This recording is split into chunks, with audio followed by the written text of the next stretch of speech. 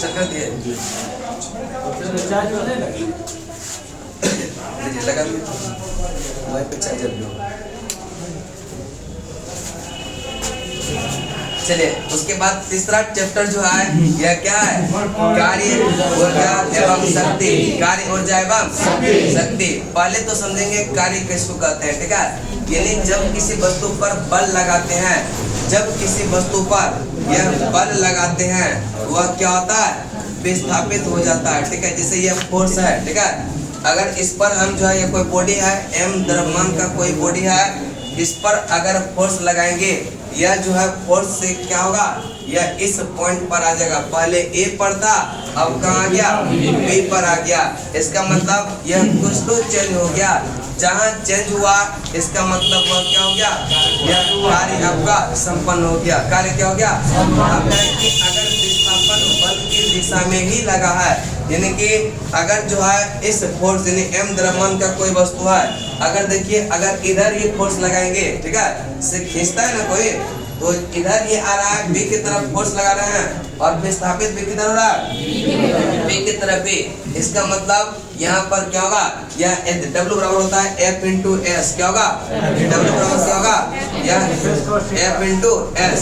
क्योंकि कार्य जो होता है वह होता है W बराबर Fs cos थीटा। क्या होगा, Fs cos थीटा। Fs यानी कि अगर सेम डायरेक्शन में जिधर हम फोर्स लगा रहे हैं वस्तु विस्थापित भी उधर ही हो जाता है। इसका मतलब वहाँ पर जो एंगल बनेगा वह कितना का बनेगा, यह कितना बनेगा, 0 डिग्री का। जब चूंकि cos क्या होता है, यह 1 होता है, यानी Fs cos थीटा जो होता है वह क्या हो जाएगा, यह 1 हो जाएगा, ठीक है। cos थीटा क्या हो जाएगा 1, यानी F इंटू S हो जाएगा, F इंटू S। उसके बाद है यदि जो है यह थीटा 90 डिग्री होगा, ठीक है, यदि क्या हो रहा है थीटा 90 डिग्री होगा, यह Fs, ठीक है, अगर थीटा का मान 90 डिग्री होगा, यह W बराबर होता है F into S cos 90। cos 90 का मान क्या होता है, जब एक टर्म 0 हो गया इसका मतलब पूरे को क्या कर देगा, 0। यहाँ पर कोई कार्य नहीं हुआ। जैसे पुलिस अब देखते हैं रेलवे स्टेशन पे, वह क्या होता है अपना सर पर लेके जाता है ना, फोर्स लगा रहा है ऊपर की तरफ और चल रहा है किधर, विस्थापित हो रहा है आगे की तरफ, फोर्स लगा रहा है ऊपर की तरफ, ठीक है। इसके माथे पर बोझ रहता है ना, फोर्स लगा रहा है किधर, चल किधर रहा, एंगल कितना का 90, एंगल कितना का। अगर पुली को फोर्स अगर पूछेगा कितना न्यूटन जो है कार्य करने पर, इतना जूल कार्य करने पर आपको इतना पैसा देंगे, वह कार्य कर रहा है क्या, नहीं कर रहा है ना, कार्य नहीं कर रहा। उसको अगर वो केस भी कर देगा आप पे तो कोई दिक्कत नहीं होगा, आप जीत जाइएगा क्या। लेकिन ऐसा नहीं किया जाना चाहिए कि नहीं। चलिए क्या आ जाएगा, यह Fs cos थीटा यानी cos 90 का मान कर देगा। उसके बाद यदि यह करे कि यदि जो है यह तो क्या हो जाएगा, यह अगर दोनों का एंगल क्या हो रहा है बीच में, यह 180 का बन रहा है। इसका मतलब 180 का बन रहा है, अगर थीटा बराबर क्या हो जाएगा, यह 180। इसका मतलब यह W बराबर होता है Fs cos 180, cos 180 का मान -1 F into S minus F into, यानी कि कोई वस्तु है आपको, ठीक है, जो कि आपके क्षमता से क्या है बड़े है, उठाए हुए हैं, दे दिया आपको जो हाथ में, रखिए इसको, लेकिन आप फोर्स लगा रहे हैं ऊपर की तरफ। जैसे देखिए यह कोई बॉडी है, आप फोर्स लगा रहे हैं इसको ऊपर की तरफ और यह नीचे की तरफ जा रहा है, ठीक है। फोर्स लगा रहे हैं ऊपर की तरफ, लेकिन ऊपर आपसे जा नहीं रहा है, आपके क्षमता से क्या है बड़े है, ठीक है। वह जा रहा है कहाँ, फोर्स लगा रहे हैं ऊपर की तरफ, जा रहा है नीचे की तरफ। कितना का एंगल बन रहा है, 180 बन रहा है ना। इसका मतलब कार्य जो होता है पॉजिटिव, नेगेटिव और शून्य तीनों हो सकता है, ठीक है। कार्य पॉजिटिव भी, नेगेटिव भी और शून्य भी हो सकता है। बात समझ में आई कि नहीं, बात समझ में आया, ठीक है। उसके बाद है ऊर्जा, एनर्जी, ऊर्जा और करे कि अब तो W बराबर होता है F इंटू S, तो W बराबर F इंटू अगर S होगा तो ये W बराबर होता है F इंटू S। S यहाँ पर क्या है, विस्थापन है, क्या विस्थापन। इसका मतलब इसका क्या हो जाएगा न्यूटन, और F बराबर होता है M इंटू A। तो M का क्या होता है kg, मीटर प्रति स्क्वायर, और इनटू क्या हो जाएगा मीटर, इसका मतलब kg, metre into metre, metre square बटे सेकंड स्क्वायर, यानी कि कार्य का एक और मात्रक हो गया केजी मीटर स्क्वायर बटे सेकंड स्क्वायर। अगर जूल ना दे तो ये भी दे सकता ऑप्शन में, तो आप खोजिएगा जूल तो है नहीं, इसका मतलब इसका ऑप्शन ई होगा, लेकिन ऐसा नहीं होगा, यह केजी मीटर स्क्वायर बटे सेकंड स्क्वायर। बात समझेगा नहीं? चलिए आगे चलते हैं। एनर्जी, ठीक है, ऊर्जा। किसी वस्तु के कार्य करने की क्षमता को उस वस्तु का ऊर्जा कहते हैं। क्या कहते हैं? किसी वस्तु के कार्य करने की क्षमता को क्या कहते हैं? आप लुसेंट का पूरा बुक पढ़ जाइएगा, ये आपका ऊर्जा है, क्षमता है, ठीक है। लुसेंट पूरा बुक को पढ़ लीजिएगा, याद कर लीजिएगा, ये आपका क्षमता है। कितना देर में कर लीजिएगा ये आपका पावर है, या ऐसे दिन में कर लेंगे ये आपका क्या है? पावर है। लेकिन ऐसा होता है क्या? नहीं, इतना पावर नहीं है। चल नेक्स्ट है, चलो उसके बाद जो है करें कि ऊर्जा का ऐसा मात्रक होता है जूल। क्या होता है? जूल, ठीक है। देखिए लुसेंट को बढ़िया से पढ़ा जाए ना, बहुत बढ़िया बुक है, बस पढ़ो ना पूरा। और देखिएगा दिल्ली सबका भी टीचर कहता है कि लुसेंट जितना बार हो उसको पढ़ते रहिए, पढ़ते रहिए। कहता है ना, पटना का कोई टीचर नहीं कहेंगे क्या कि सब लुसेंटे पढ़ाते हैं, समझ ना, इसलिए यहाँ का टीचर नहीं कहेंगे लुसेंट पढ़िए, लेकिन लुसेंट पढ़िए, अच्छा से पढ़िए, समझ ना, और अच्छा से हम ही पढ़ाते हैं, ठीक है। देख सकते हैं अगला, ठीक है, कार्य का ऐसा मात्रक क्या होता है? जूल। कार्य का ऐसा मात्रक क्या होता है? कार्य द्वारा यह प्राप्त ऊर्जा को कहते हैं यांत्रिक ऊर्जा, और यांत्रिक ऊर्जा होता है दो प्रकार का, एक होता है गतिज ऊर्जा और एक होता है अस्थिज ऊर्जा। गतिज ऊर्जा और तो समझते हैं गतिज ऊर्जा और अस्थिज ऊर्जा किसको कहते हैं? तो पहला है गतिज ऊर्जा, करें कि किसी वस्तु में उसके गति के कारण कार्य करने की जो क्षमता आ जाती है उसे उस वस्तु का क्या कहते हैं? अगर यह जैसे देखिए आंधी तूफान आता है ना, तो आंधी तूफान में अगर कोई पतला दुबला आदमी रहता है और उसके माथे पे बोझ दे दीजिए, ठीक है, बोझा दे दीजिए, वह क्या होगा? अगर तूफान में मतलब ये जो होता है ना आपका क्या बोलते हैं उसको, खाली स्पेस जो बोलते हैं गाँव सब में बहिहार टाइप का होता है ना, तो वहाँ जो है बगीचा वगीचा, वह क्या होगा? उसको एक साइड से लेगा और दूसरे छोर में पहुंचा देगा ना, घर नहीं पहुंचता है, यानी कि हवा के कारण, ठीक है, जो कार्य करने की हवा में क्षमता आ जाता है, और दूसरे का क्या होता है? करकट सब पे उठा के जो है दूसरे गाँव में चला जाता है, चला जाता ना। गति के कारण उसको कार्य करने की क्षमता आ गया ना। गति करने में जो गति के कारण जो कार्य करने की क्षमता आ जाता है उसी को क्या कहते हैं? गतिज ऊर्जा। गतिज ऊर्जा आपको पता नहीं था क्लास वगैरह चल जैसे पता था? अपना स्थिति को तब तक नहीं बनाए रखे जब तक लगा कि आप कार्य और ऊर्जा से स्टार्ट हो गया क्या? चलिए अगला क्वेश्चन समझेंगे, उसके बाद कह रहे हैं कि काइनेटिक एनर्जी जो होता है हाफ mv स्क्वायर। क्या होता है? हाफ mv स्क्वायर, ठीक है। काइनेटिक एनर्जी जो होता है वह क्या होता है? हाफ mv स्क्वायर, यानी कि तो समझ गए काइनेटिक एनर्जी कहते किसको है? जो गति के कारण, ठीक है, जो गति के कारण यह कार्य करने की क्षमता आ जाती है उसको क्या कहते हैं? Kinetic energy. यहाँ पर जो है थोड़ा सा कॉन्सेप्ट हाफ mv स्क्वायर, ठीक है, हाफ mv। यहीं पर पूछता है यदि वस्तु का द्रव्यमान, ठीक है, अगर वस्तु का द्रव्यमान, ठीक है, m को 2 गुना करेंगे तो काइनेटिक एनर्जी कितना गुना हो जाएगा? 2 गुना होगा, 4 गुना होगा, अगर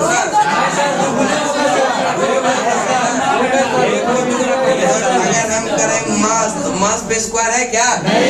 नहीं है ना, यानी कि मास जितना गुना होगा या काइनेटिक एनर्जी भी उतना ही गुना होगा। अगर 2 गुना करेंगे तो 2 गुना, मास को 3 गुना करेंगे तो 3 गुना, मास को 4 गुना करेंगे तो 4 गुना, मास को 5 गुना करेंगे तो 5 गुना। यानी कि काइनेटिक एनर्जी मास को जितना गुना करेंगे उतना ही गुना क्या होगा? काइनेटिक एनर्जी होगा।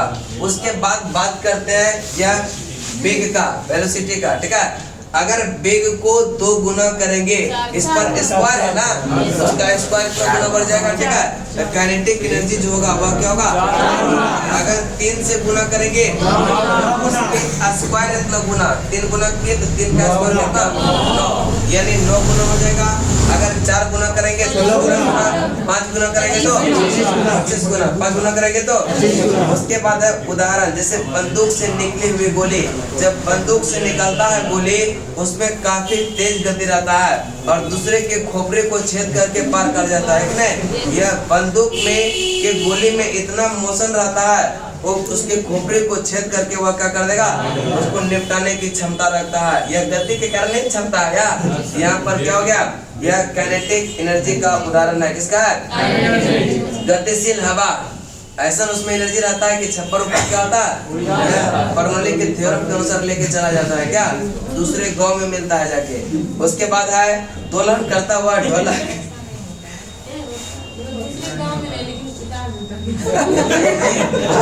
दूसरे गांव में जाता है, आप लोग ना वो आंधी से भेंट नहीं हुआ। हाँ, ये सब पहाड़ी एरिया का चले आगे चलते हैं। बाद में देखा ठीक है, थोड़ा दूरी पर रहिएगा तब ना पता चलेगा।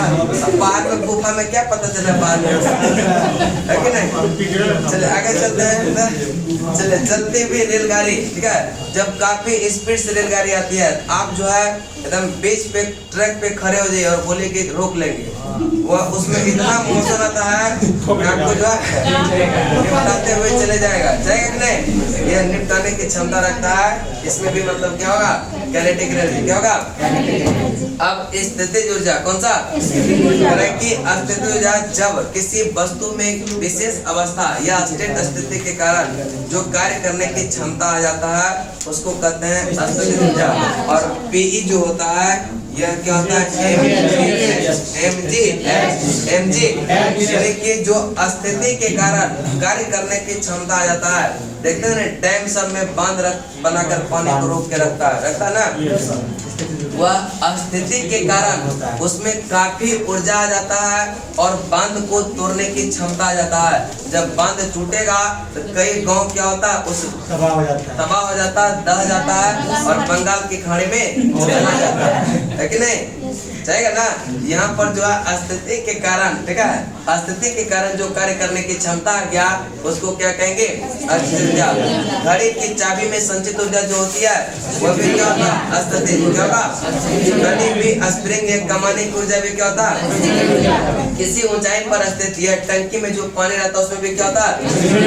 पृथ्वी पर रखे हुए पत्थर के टुकड़े में ऊर्जा जो होती है वो भी कौन सा, बर्फ की चट्टान में भी होता है कौन सा।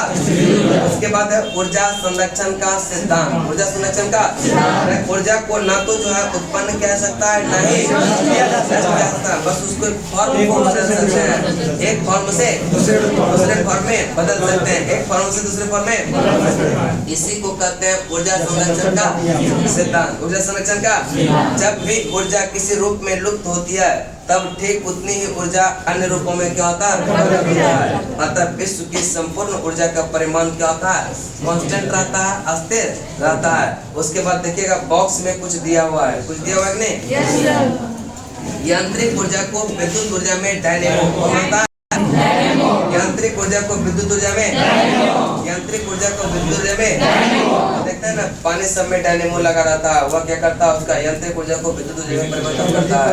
रासायनिक ऊर्जा को प्रकाश ऊर्जा में, मोमबत्ती, मोमबत्ती रासायनिक ऊर्जा है और उसको जलाएंगे प्रकाश और उष्मा, ठीक है, प्रकाश और उष्मा दोनों देता है। ये कौन सा, मोमबत्ती। ध्वनि ऊर्जा को विद्युत ऊर्जा में, ध्वनि ऊर्जा को विद्युत ऊर्जा में, विद्युत ऊर्जा को ध्वनि ऊर्जा में, लाउड स्पीकर कौन सा, सोलर सेल, ठीक है, सौर ऊर्जा को विद्युत ऊर्जा में, विद्युत ऊर्जा को प्रकाश ऊर्जा में, विद्युत ऊर्जा को प्रकाश ऊर्जा में।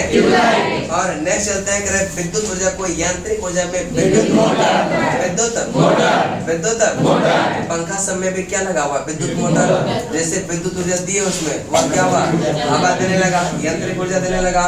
यह विद्युत को, यह यांत्रिक में, ठीक है, यह कौन सा, विद्युत मोटर। नेक्स्ट है विद्युत ऊर्जा को प्रकाश एवं उष्मा ऊर्जा में, विद्युत विद्युत रासायनिक ऊर्जा को विद्युत ऊर्जा में, विद्युत विद्युत। इसमें देखिएगा जब सूखा सेल बनाते थे ना बचपन से में, तो जो है छोटा के फोन लगाते थे, क्या टॉर्च वाला बैटरी करते ना, ये था पक्का। ठीक है, ये क्या होता है, यांत्रिक ऊर्जा को, यह ध्वनि ऊर्जा ऊर्जा में सितार, ठीक है। जब यांत्रिक में अपना यांत्रिक ऊर्जा लगाएंगे सितार में, वह क्या होगा, ध्वनि में परिवर्तित होगा कि नहीं। उसके बाद यांत्रिक ऊर्जा को विद्युत ऊर्जा में डायनेमो, यांत्रिक ऊर्जा को विद्युत ऊर्जा में, यांत्रिक ऊर्जा को विद्युत ऊर्जा में, यांत्रिक ऊर्जा को विद्युत ऊर्जा में, और ध्वनि ऊर्जा को विद्युत ऊर्जा में, और रासायनिक ऊर्जा को प्रकाश एवं ऊष्मा ऊर्जा में। नेक्स्ट विद्युत ऊर्जा को ध्वनि ऊर्जा में, और ऊर्जा को विद्युत ऊर्जा में, विद्युत ऊर्जा को प्रकाश ऊर्जा में, विद्युत ऊर्जा को यांत्रिक ऊर्जा में, विद्युत मोटर, और विद्युत ऊर्जा को प्रकाश एवं ऊष्मा ऊर्जा में, विद्युत और रासायनिक ऊर्जा को विद्युत ऊर्जा में, विद्युत से यांत्रिक ऊर्जा को ध्वनि ऊर्जा में।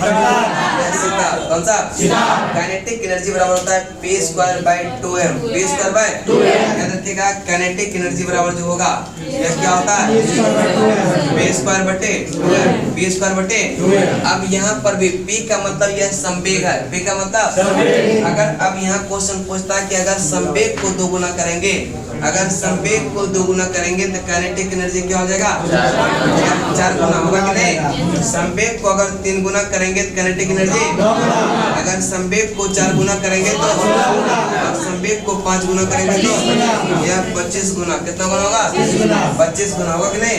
उसके बाद है शक्ति, क्या है, शक्ति, कार्य करने के दर को कहते हैं शक्ति। देखिए कार्य कर सकते हैं ये आपकी क्षमता है, कितना देर में कर सकते हैं ये आपका पावर है, ये क्या है, पावर है। शक्ति बराबर होता है कार्य बटे समय, कार्य करने की दर को क्या कहेंगे, कार्य करने की दर को शक्ति, शक्ति का मात्रक होता है वाट, यह कार्य करने की शक्ति बराबर जो P बराबर होता है वह कार्य, ठीक है, W/T, यह W/T।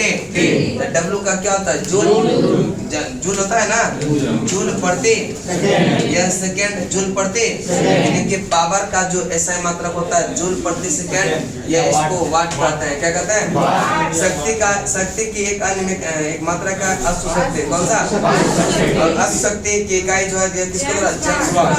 1 HP बराबर होता है 740, 1 HP बराबर, और 1 वाट बराबर होता है 10⁻7 अर्घ प्रति सेकेंड, 10⁻7 अर्घ, और 1 किलोवाट में 1 किलोवाट में होता है 1000 वाट, 1000 वाट, 1000 वाट, और 1 मेगावाट में 10⁻6 वाट, 1 मेगावाट में कितना, और वाट सेकेंड, जिसे वाट हो गया किलोवाट, मेगावाट, और HP ये शक्ति का मात्रा का किसका, और करें कि watt second, watt hour, kilowatt hour, यह कार्य अथवा ऊर्जा का मात्रा, कार्य अथवा ऊर्जा का मात्रा।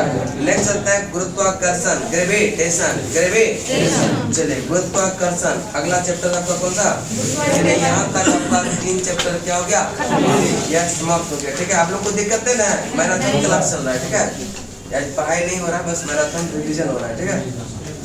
चलिए गुरुत्वाकर्षण, आपको दिक्कत नहीं ना, चले चलते हैं न्यूटन का गुरुत्वाकर्षण नियम, ठीक है। देखिए मतलब पेड़ में अगर फल पकता है उसका मिठास ज्यादा रहता है, समझ ना, और जो पेड़ में आंधी तूफान को झेलते हुए रुक जाता है वही पेड़ में पकता है, समझ ना, और उसी का वैल्यू ज्यादा होता है, पता है कि नहीं। तो जो है लूसेंट बढ़िया से पढ़ लीजिएगा, उसका नौकरी लगेगा, वैल्यू बनेगा, आपका वैल्यू बनेगा, मेरा भी वैल्यू बनेगा, है कि नहीं। चलिए आगे चलते हैं गुरुत्वाकर्षण, ठीक है। क्या होगा, उसका वैल्यू उतना नहीं रहता, उसका टेस्ट भी उतना अच्छा नहीं रहता।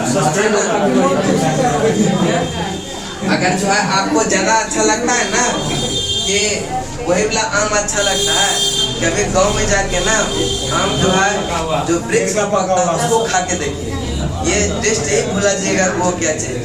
किसान कॉलेज में कुछ दिन पहले वैसा आम का पेड़ हुआ करता था, लेकिन अब कटवा दिया गया है ना।